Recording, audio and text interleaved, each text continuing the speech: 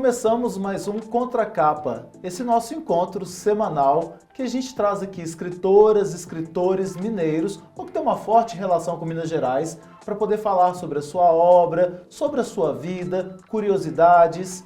E hoje a gente recebe aqui no Contracapa uma professora, uma jornalista, uma mulher que tem história para contar. É a Márcia Maria Cruz. Márcia, seja bem-vinda a esse nosso programa, esse nosso espaço que também é seu hoje. Ei, tio Flávio, muito obrigada pelo convite. Estou muito feliz de estar aqui no Contracapa.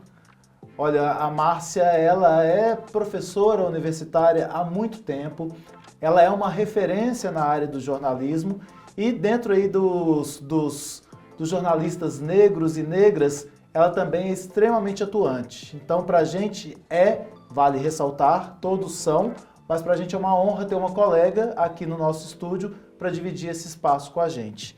Bom, vocês que nos acompanham todas as quintas-feiras no portal do Hoje em Dia e também no canal, na TV Promove, canal 12 da Claro TV, sabem que estamos às quintas-feiras às 19 horas. E fica gravado lá no YouTube do Jornal Hoje em Dia para você poder ir lá assistir quando você quiser e indicar para as pessoas que você quiser. Mas a gente não está só nesses dois, não. A gente também está na Rádio Web do Hoje em Dia e estamos na Rádio Alvorada FM, Difusora AM de Salinas, na Gorutubana, lá de Janaúba, na Rádio Cidade FM de Corinto e na Rádio Eldorado de Sete Lagoas. Então, para nos ouvir, para nos assistir, há várias possibilidades. Hoje, conversando com a Márcia Maria Cruz, que é jornalista e escritora, ela é doutora em Ciência Política e mestre em Comunicação Social pela UFMG. É autora do livro, e aí a gente já para por aqui para falar sobre isso, o livro Morro do Papagaio, da coleção BH, A Cidade de Cada Um. Não é isso? Isso. Então, olha Meu só. primeiro livro. Nós vamos falar sobre esse primeiro livro, que é justamente falar sobre o Morro do Papagaio e a influência, Márcia, do Morro do Papagaio, porque ali é uma comunidade, é uma cidade, né? A gente passa ali pela Nossa Senhora do Carmo, subindo, e ali eu falo, quando eu fui conhecer o morro, parecia que eu estava entrando, e com todo respeito falo isso, em Nárnia. É um mundo diferente, porque a gente passa na Nossa Senhora do Carmo, você não sabe o tanto de cultura, o tanto de vida, o tanto de manifestação artística, o tanto de empreendedorismo. Eu dei aula na favela, a ONG Favela, Sim. Que era para pessoas do Morro do Papagaio. E o tanto de gente que tinha coisas inovadoras ali dentro, e que tem, e fui também dar palestra para as creches que tem lá dentro. E aí a gente vai conhecendo um monte de gente do Morro do Papagaio, mas eu queria que você me falasse por que surgiu esse livro? Qual que é a história desse livro? Sim. Eu nasci, né, no Morro do Papagaio e fiz a minha trajetória na comunicação, no jornalismo. E, inclusive, era um sonho escrever um livro, né? Eu tinha esse desejo de escrever um livro e o meu desejo maior era falar sobre essa comunidade, exatamente por isso que você falou, né? De para a cidade, as favelas parecerem um local à parte, né? Como se não fosse parte da cidade, né? Aquela ideia de cidade partida, né? De morro e asfalto, isso sempre me incomodou muito, porque quando você considera a favela um lugar à parte da cidade, você suprime os direitos, né? De quem vive naquele local, né? Porque se você não é parte da cidade, você não é considerado cidadão. E ao contrário da visão que se coloca, né, muitas vezes nos meios de comunicação, da carência, da falta, né, da violência, as favelas elas são um espaço de muita inventividade, né, para começar da arquitetura, que as pessoas vão para esses locais muitas vezes por não terem oportunidade de morar num outro local e elas constrói, né, a comunidade ela é construída por essas pessoas, né? Então, a ideia de escrever o livro, ela nasce exatamente do desejo de contar uma outra história, né? Porque, de uma forma geral, há um preconceito muito grande em relação às favelas e o preconceito ele está sempre muito ligado ao desconhecimento, à ignorância, né? E então eu queria mostrar as histórias das pessoas que vivem naquele local, mostrar o quanto são histórias universais, né? E também mostrar aquele local numa outra perspectiva, diferente desses enquadramentos que são comuns quando se fala das favelas. E aí eu fui convidada, na época eu trabalhava já no jornal Estado de Minas, no núcleo de suplementos, né? E aí o meu editor, que era o Jorge Fernando dos Santos, ele tinha escrito o livro da coleção BH Cidade de Cada Um, que é o Caiçara, e ele me indicou para o Zé Eduardo e para a Silvia Rubião, que são os editores da coleção. E para mim foi uma grande alegria, porque imagina, né? Eu sempre tive o desejo, a vontade de escrever um livro sobre o morro, e aí eu recebo esse convite exatamente para fazer essa escrita. E aí, então, eu trabalho muito nessa perspectiva, né? Assim, o jornalismo, de alguma maneira, não, o jornalismo é a minha ferramenta, né? Assim, de escrita, é o lugar de onde eu parto, né? Então, eu tenho essa questão da apuração, do texto, né, bem escrito, né, como são guias da minha literatura, digamos assim. E nesse caso específico, né, a coleção ela traz essa possibilidade, né, os autores que são convidados, eles trabalham muito a partir dessa perspectiva da memória. Né? É uma coleção muito afetuosa, afetiva, né? Porque são pessoas que contam, né, dos bairros, dos locais da cidade, porque a coleção também fala da UFMG, fala do Parque Municipal, né, de locais que são referências para a gente na cidade. E não tinha dentro da coleção nenhuma favela ainda, então tinha uma dupla responsabilidade ali também, que era apresentar as favelas dentro dessa coleção de Belo Horizonte. Olha, o Morro do Papagaio, assim como outras favelas, né, a gente tem manifestações artísticas diversas, né, e tem as pessoas que são conhecidas porque estão lá por muito tempo. Então, quando eu fui dar a palestra, eu não vou lembrar os nomes, tá? Mas na creche, era a creche do, sei lá, vou chutar aqui, tá? Do Paulão. Que eu acho que é até Paulão mesmo. É isso mesmo, exatamente. O artista, não sei o que lá, Pelé. Então, tem aquelas pessoas que são referências. Ou o Branca de Neve, que é o cara que corta cabelo na comunidade. Sim. Que, lógico, tem vários outros, mas que já são pessoas que interagem ali naquele espaço. O Júlio Fessor, que dá palestras para o pessoal. E aí você vai conhecendo essas histórias. No livro, você traz essas histórias, também histórias de pessoas que compõem, que construíram o bairro. A ideia o bairro não, né? A favela. Que é bairro também, que é bairro, né? considerado assim, também? Na verdade, a discussão toda está aí, né? Justamente nessa diferenciação. Por que aquele espaço ali as pessoas não têm, né, a titulação, né, das casas? Como que aquele espaço é tratado de forma muito diferente de um bairro da cidade, né? Então, quando eu comecei a escrita, eu pensei o seguinte, que era necessário equilibrar as minhas histórias pessoais, né, porque a coleção ela te dá essa liberdade de falar a partir da sua perspectiva. Então eu entendi que eu poderia trazer um pouco da minha perspectiva, do ponto de vista da memória, do que eu vivi naquele local, mas eu assumi como um compromisso que o livro ele traria muito mais do que as minhas memórias, né? Eu queria trazer também qual foi o processo de ocupação, né, porque esse processo de ocupação ele é muito importante para a história das pessoas, né?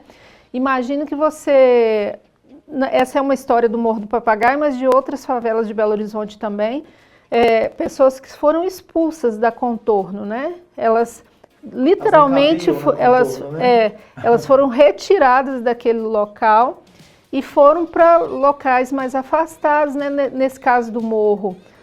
Hoje não parece ser tão afastado assim, né? Porque a cidade cresceu muito.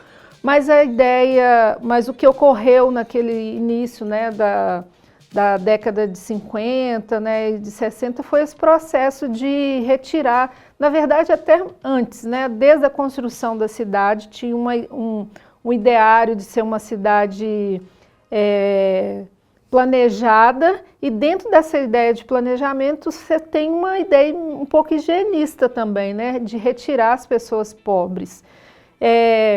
E as pessoas pobres, muitas vezes no Brasil a gente sabe, né, que a pobreza ela tem cor, né? Então a gente está falando de pessoas pobres e pessoas pretas, né, pessoas negras, né, pretas e pardas, que acabam indo para esses locais como uma possibilidade de construir, né, a história, a vida pessoal de cada um.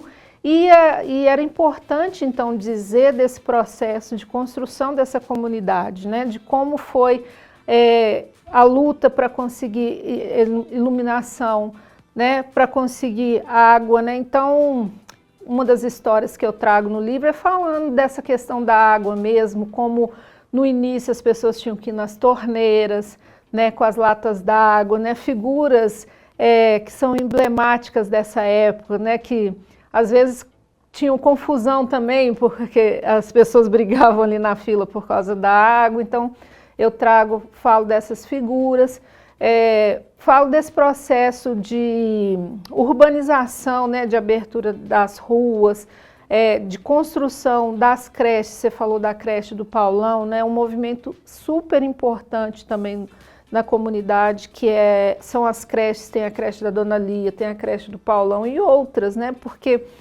esses espaços são fundamentais para que as mulheres pudessem trabalhar, né? Para que as mulheres pudessem ter uma autonomia. Então, eu faço na primeira parte do livro esse resgate histórico, trazendo, né? E colocando, o que eu sempre procurei fazer no livro também, é colocar a favela como parte da cidade, mas não uma parte como se a gente estivesse pedindo alguma coisa. Uma parte escondida, ou né? uma parte escondida, um apêndice, uma parte não desejada, né? Ou uma parte excluída. A minha escrita, e eu tenho pensado muito sobre isso, é exatamente para trazer esse protagonismo para essas pessoas que têm uma certa invisibilidade na cidade, né? Então a ideia era mostrar o quanto que o Morro do Papagaio ele é importante para a cidade de Belo Horizonte, né? O quanto que quando a gente está falando da história da cidade, a gente tem que falar da história daquele lugar também. E um exemplo disso é que a gente tem lá uma das casas mais antigas de Belo Horizonte, que tem uma idade próxima ao Museu Abílio Barreto, que é a Casa da Fazendinha. Quando eu escrevi a primeira edição do livro, que foi em 2009, essa casa ela estava bastante decadente, ela estava num processo de deterioração. Ela tem frases falas que me pegam. Ela estava nesse processo, né, de perda mesmo, né? A casa estava se deteriorando. E com a ação, né, dos movimentos culturais lá, da Casa do Beco, na época a minha própria atuação, que eu participava de um projeto Memória, a gente conseguiu colocar essa discussão na cidade, né? Falar, olha, essa casa que ela é anterior à fundação de Belo Horizonte, então ela é parte fundamental da memória da história dessa cidade, ela está sendo completamente negligenciada, né? A casa ela está sendo... a gente está perdendo uma parte importante da história da cidade. E agora, né, tem a possibilidade, porque o livro esgotou, né, a primeira edição ela esgotou, e o editor pediu então que eu fizesse uma revisão para fazer o lançamento dessa segunda edição. E um dos pontos que fizeram com que a gente pensasse nessa atualização foi exatamente o processo de recuperação e restauração da Casa da Fazendinha. Hoje ela é um espaço gerido pela Casa do Beco, que é um grupo teatral e cultural lá do aglomerado Santa Lúcia. Trabalho inclusive com idosas, e, né, é um trabalho muito legal com pessoas de 60 a mais. são as mulheres, né, do teatro, ou entre elas, né, que são mulheres que fazem e atuam, né, se tornaram atrizes, né, em função levando suas dores, né? Falando das suas dores, por meio do teatro, né? Então, a Casa do Beco assumiu o gerenciamento lá da Casa da Fazendinha, que é um espaço lindíssimo, né? Então, foi todo restaurado. E é importante a gente dizer que nesse espaço viveu por mais de 40 anos a família da Dona Isabel, que era uma mulher negra, né? E então, quando você faz esse resgate da história da Casa da Fazendinha, você faz também o resgate da história dessa família de pessoas negras que viveram lá e, graças a ela, a casa não foi abaixo, né? Porque elas, dentro das possibilidades, fizeram com que a casa, fizeram uma manutenção daquele espaço, né? Então, o livro, eu procuro no livro colocar esse protagonismo, né? E eu já vou dar alguns spoilers, né?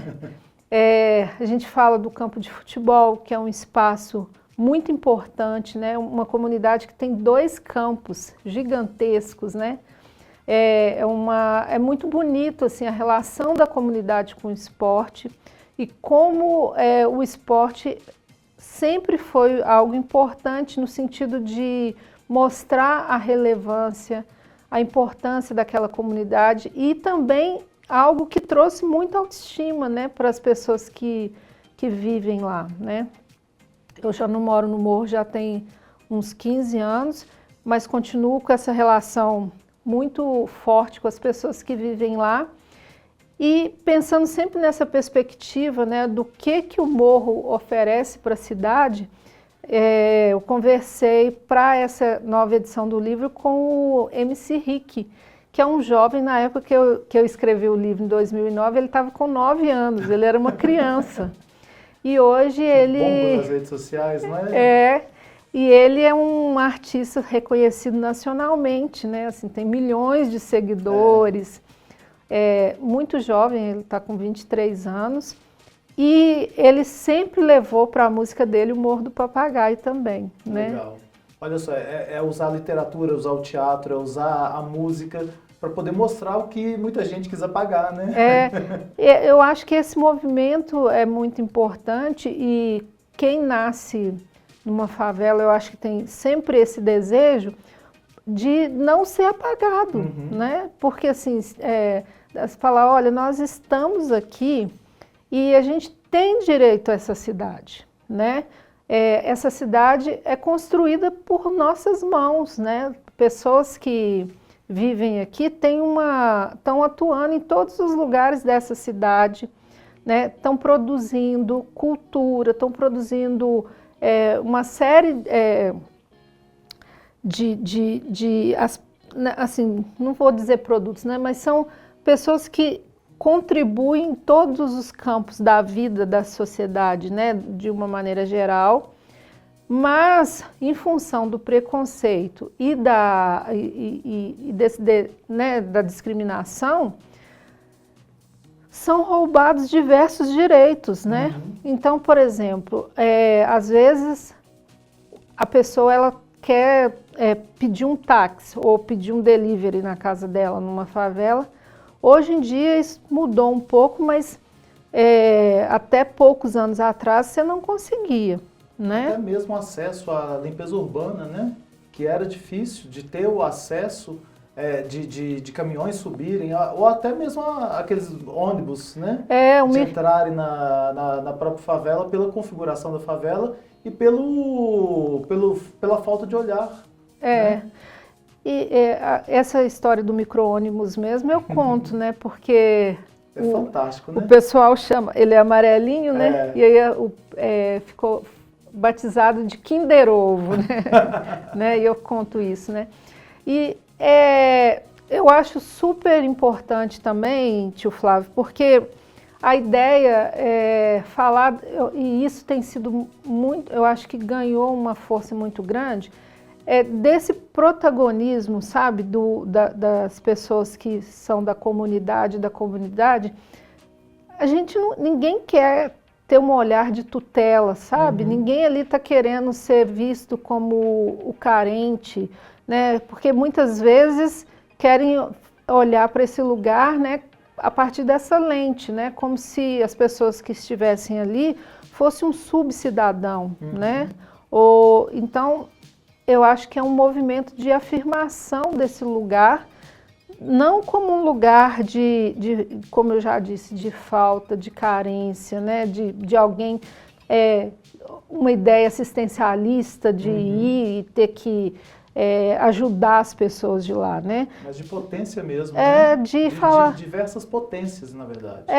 Entendendo, obviamente, que dos problemas que tem, né? Porque também a gente ir para o outro extremo e não olhar para os aspectos que são negativos é algo ruim também, porque a gente precisa nomear, né, identificar os problemas para que eles possam ser superados, né? Mas como você disse, né, entendendo toda a potência que há nesse lugar, né?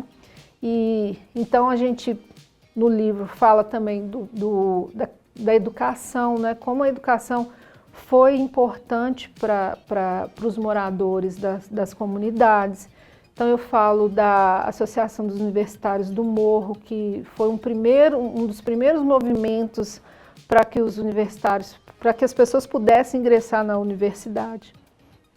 A gente ainda não tinha nenhum programa, né, do governo federal que possibilitasse esse acesso, né, como o ProUni, ou depois a lei de cotas, né? Então foi um processo de organização mesmo das pessoas dali para que pudessem ingressar na universidade. Nesse aspecto a gente tem muitos bons exemplos, né? De lá a gente tem outras pessoas que fizeram mestrado, doutorado, né? Que fizeram doutorado inclusive nos Estados Unidos, em outros países. Eu digo isso não para falar elogiando um outro país, mas para dizer como a educação ela permite essa mobilidade, né? Ótimo. Olha, eu vou puxar, aproveitando essa dica aqui, para um outro assunto, que é para poder falar sobre o outro livro que ela escreveu, Vidas Inteiras, Histórias dos 10 anos da Lei de Cotas. O livro Vidas Inteiras, ele é escrito em coautoria, né? Então, eu sou uma das autoras, com o Vinícius Luiz e Gabriel Araújo. Nós três somos jornalistas, nós três somos negros e nós três integramos o coletivo de jornalistas negros Lena Santos. E a gente sempre conversa muito no coletivo falando sobre a questão da cobertura, né? Como que a gente pode, de alguma maneira, atuar como jornalistas negros para que tornar, né, a cobertura uma cobertura antirracista, né? Fazer com que os meios de comunicação também caminhem nessa direção de serem espaços de uma luta antirracista. E um dos temas que a gente considerou que era um tema que às vezes faltava uma cobertura adequada sobre eles é exatamente a lei de cotas, né? Porque a cobertura da mídia quase sempre ela está focada nos casos de fraude, né? No início era um posicionamento contrário para dizer que as cotas iriam fazer com que a qualidade da universidade caísse, né? E tudo. E depois a cobertura foi majoritariamente pautada pelos casos das fraudes. Parece que a mídia fica esperando ter, né, uma fraude, e aí agora nós vamos... E quando há fraudes com brancos que se passam por negros, isso aí é esquecido com muita rapidez, ou é uma falsa impressão minha? Porque teve recentemente um ex-participante de um reality que se disse negro, pautou-se, mas sumiu. Exatamente. E é um ato infracional, um crime, né? Eu não sei exatamente como isso é tipificado, que é absurdo, né? A pessoa fraudar as cotas. E o peso que se dá nesse caso, quando é uma pessoa branca fraudando, é muito menor, né? Isso era para ser um escândalo, né? E as pessoas tentam minimizar, exatamente porque, embora a gente tenha aprovado a lei tenha vigorado por 10 anos, é uma disputa ainda até hoje, né? Tem muita gente que é contra as cotas raciais, né? E as pessoas são contra as cotas raciais por um motivo muito óbvio, porque a educação, ela abre portas, né? Então, se você tem acesso à universidade, se você pode se formar, você tem muito mais condições de ter uma melhor posição no mercado de trabalho, né? Com isso, você vai ter mobilidade social, você vai ter ascensão social, você vai ter do aspecto cultural também, né? Você vai poder integrar a sociedade de uma maneira, digamos assim, mais efetiva, né? Então, a ideia do livro era dizer o seguinte, para além dessa discussão que as pessoas sempre estão baseadas em opiniões, né, falando, eu sou contra as cotas e tiro assim, os argumentos do cotovelo, né, para isso, tipo assim, tá, você é contra as cotas, mas você está falando isso com base em quê? Né? Quase sempre era com base numa percepção pessoal, não tinha nada que embasasse essa opinião. Ou uma influência que vem também de alguma rede social e que não é pesquisada, né? A pessoa recebe, acha que aquilo ali é aquilo e pronto. E como nós somos jornalistas, a gente falou, não, então vamos fazer uma investigação, né? Vamos olhar para essa política pública, porque a lei de cotas é uma política pública de ação afirmativa. Uhum. Vamos olhar para essa política para ver, depois de 10 anos, o que efetivamente o que essa política representa, né? O que as cotas mudaram no Brasil. E a gente entendia que a melhor maneira da gente contar essa história era a partir da história dos cotistas, né? De pessoas que foram concernidas por esse direito, né? E aí, quando a gente iniciou o processo de apuração, a gente inicialmente trabalhava com a UFMG, que é onde a gente está localizado em Belo Horizonte, mas a pedido da editora a gente falou também, acabou ampliando para o Brasil todo. Então a gente falou de outros estados também, de todas as 5 regiões, contando histórias das pessoas. E outra coisa que a gente mudou também, é que a gente falou também da história de professores. Ah, que legal. Né? Então o foco desse livro são pessoas. Exatamente. Né? Eu vi que a própria capa tem uma digital, né? Que ficou muito legal, que é a sua identidade, a sua característica, né? E que é uma característica que une também as outras pessoas, né? Sim. E essa questão da identidade, né? É uma coisa que, do mesmo jeito que as cotas são atacadas, essa ideia de você entender essa identidade, né? O que quando a gente está falando de negritude, nós estamos falando exatamente sobre o quê, né? É algo também que é muito atacado, né? Assim, tem um discurso que está sempre contra, falando que é identitarismo, que vai reduzir a qualidade da universidade, mas na verdade são argumentos que eu considero muitas vezes preconceituosos, que eles colocam uma roupagem nela para apresentar no debate público para ser aceitável, digamos assim, né? A pessoa não, às vezes ela não faz um ataque direto. E ao olhar para a universidade, né, as pessoas que nós entrevistamos, as histórias, a gente percebe o quanto esse movimento de diversidade é importante para a universidade também, né? Não só do ponto de vista do estudante, né? A gente não está falando, é claro que é um ganho excepcional, né, para a pessoa que pode ingressar na universidade, mas a gente está falando também de um espaço que é de produção de conhecimento, né?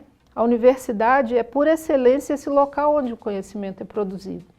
Então, quando você leva a diversidade para esse espaço de produção de conhecimento, você necessariamente vai ter um debate mais ampliado, né, sobre uma série de questões, até mesmo sobre a própria literatura, né, utilizada pela universidade, porque o estudante fala, olha, vocês estão usando aqui autores cânones, que são autores europeus, brancos, né, muitas vezes homens, né, e a gente quer ler também mulheres, nós queremos ler mulheres negras, nós queremos ler autores que estão fora desse eixo, né, assim, Estados Unidos e Europa, né, nessa produção do conhecimento, que é esse processo que hoje eles falam muito, né, de descolonização, né, de você olhar para a produção do conhecimento não a partir desse lugar, de um único lugar. Não é negar esse conhecimento que está aí, né? Ou esses autores que estão aí. Mas é reconhecer um outro que também está, né? Não, e colocar em perspectiva, né? Por que não? Se a gente está falando de conhecimento, que é esse lugar, né, de você validar ou não determinado processo, né, a questão da metodologia, de como você faz, por que não colocar outros autores também com outras perspectivas? Eu vou aproveitar você aqui para a gente poder, nesse 1 minuto que nos falta, e olha o que eu vou fazer com você. Você falar para mim o que é diversidade? Isso é uma discussão que é muito importante, falar o que é a diversidade, né? Porque se a gente olhar hoje em dia, é um debate muito, muito forte, mas às vezes ele é feito só meramente mercadologicamente, né? Como se você falasse assim, olha, eu vou colocar uma pessoa negra, eu vou colocar uma pessoa gorda, eu vou colocar uma mulher só para eu cumprir, digamos assim, um protocolo ali, né? Pegar bem com as pessoas, né? De alguma maneira falar que você está representado. Mas a diversidade é muito mais do que isso, né? A diversidade tem essa dimensão da corporeidade, digamos assim, né? Quando a pessoa está ali presente, tem a representação e tem a representatividade, né? Porque as dores que cada um de nós vivenciamos, ela só pode ser, ela não é só evidenciada por nós, né? Mas como que muitas vezes isso não vai ser pautado por outra pessoa. Então, quando você chega nesse espaço, você está falando de diferentes corpos, né, de diferentes gêneros, de diferentes origens sociais, né, de classe social, necessariamente você está construindo, a meu ver, um conhecimento que é mais democrático e é mais plural, né? Porque você tem diferentes lugares de partida. Então, certamente, o seu processo vai ser muito mais rico, você tem muito mais elementos para isso, né? Então, a diversidade, no meu entendimento, é essa possibilidade de perspectivas que é dado muito a partir desses corpos que são diferentes e dessas histórias que são diferentes. Maravilha! Márcia, a gente ficaria aqui muito... Nossa, ainda tinha muita coisa para falar, muitas outras abordagens para serem tomadas. Não falamos de um dos seus livros também, né? Que a gente vai ter... Como é que chama o livro? Já deixa aqui para o pessoal. Maria Mazzarello, Preto no Branco, Lutas e Livros, que é a história da editora Maza, que foi né, ela está viva, né, uma mulher negra que na década de 80 abriu uma editora especializada em publicar autores negros. Pois é. Nós vamos ter que trazer a Márcia de volta, tá? Para ela poder falar especificamente desse tema, que também para a gente é muito interessante. Márcia, qual que é o seu contato para as pessoas te acharem? Instagram mesmo? No Instagram é marciacruz, com 2es.bh, é um deles, e eu tenho outro também, que é o Observatório da Notícia. Ah, ótimo. O Observatório da Notícia, né? Também no Instagram, que vocês podem encontrá-la. Gente, agradecemos muito a sua presença, Márcia. E temos que encerrar, ficar por aqui, agradecendo a você também que acompanhou essa entrevista e tem acompanhado o Contracapa sempre. Então, até um próximo episódio.